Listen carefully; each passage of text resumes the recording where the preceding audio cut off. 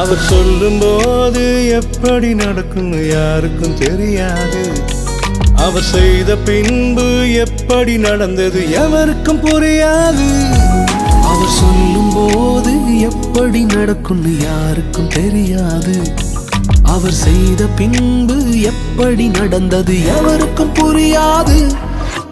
உண்மை அது அவர் நாமம், உண்மை அவர் அடையாளம், உண்மை அவர் ஆதாரம், சேனைகளின் கர்த்தர். உண்மை அது அவர் நாமம், உண்மை அவர் அடையாளம், உண்மை அவர் ஆதாரம்.